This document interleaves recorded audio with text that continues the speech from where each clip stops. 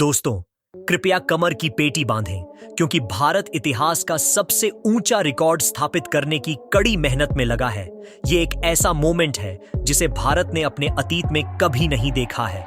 ये एक महत्वपूर्ण क्षण है जब हम आपसी साथ मिलकर एक नए युग की शुरुआत करने का संकल्प ले रहे हैं। कुछ लोग सोच सकते हैं कि इससे हमें कैसा फायदा होगा और यह सब केवल सरकारी कंपनी या सरकार को ही फायदा पहुंचाएगा, लेकिन यह एक मिथ्या है। इस कदम से हमारी आर्थिक स्थिति मजबूत होगी और यह आम जनता के लाभ के लिए होगा। जब हमारा देश मजबूत होता है तो हम सभी को इसका अच्छा असर महसूस होता है। इस प्रयास में हम सभी लोग एक साथ मिलकर भारत को आगे बढ़ाने का प्रयास कर रहे हैं। हमें यह याद रखना चाहिए कि इसका लेना देना सीधे हम सभी जनता से है।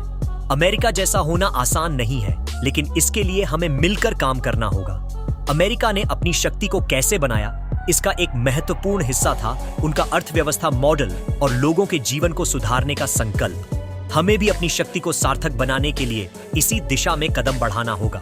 हमें एक साथ मिलकर समृद्धि की दिशा में काम करना होगा ताकि हम भी एक दिन दुनिया के सबसे मजबूत और विकसित देशों में शामिल हो सकें। इसका मुख्य कारण है पैसा।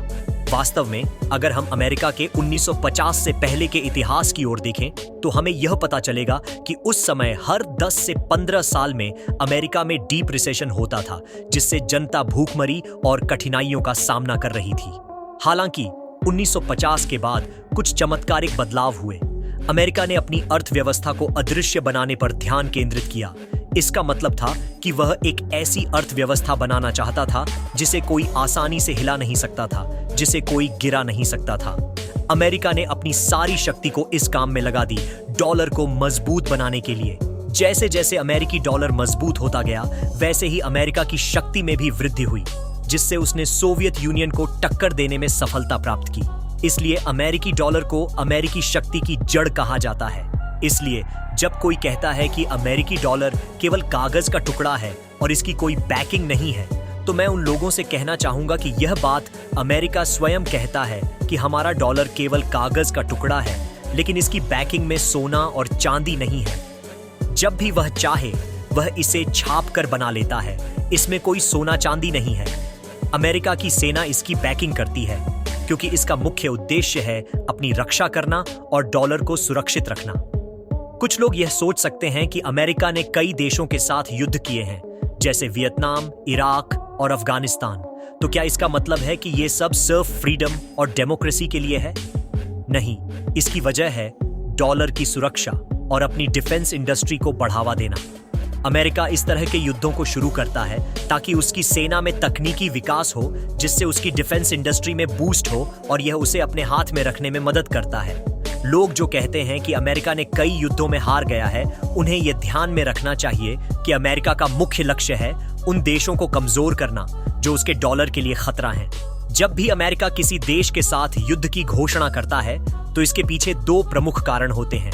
पहला यह कि वह देश अमेरिकी डॉलर के लिए खतरा है, उसे तबाह कर देना चाहिए, भले ही उस युद्ध में हार जाए। दूसरा यह कि जब हम हथियार चलाएंगे तो हमारी हथियार कंपनियों को पैसा मिलेगा, जिससे कि वे ऐसे हथियार बना सकें जो आने वाले दशकों में भी कोई तैयार नहीं कर सकेगा।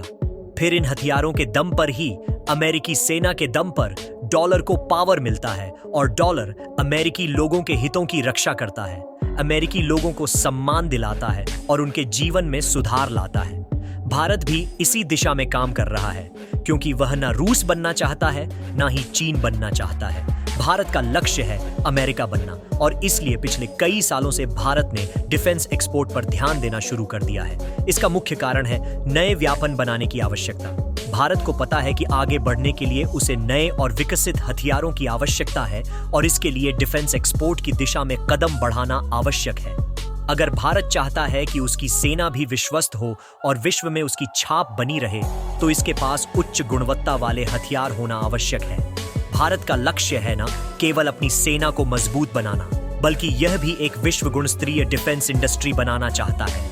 इसके माध्यम से भारत आपूर्ति और निर्यात के क्षेत्र में भी महत्वपूर्ण भूमिका निभा रहा है, जिससे उसकी अर्थव्यवस्था में सुधार हो रहा है।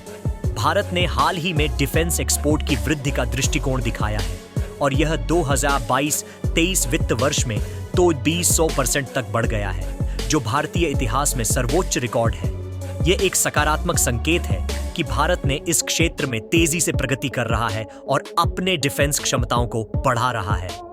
और इस वित्त वर्ष के दौरान भारत ने अपने इतिहास में एक और महत्वपूर्ण रिकॉर्ड बनाने का निश्चय किया है।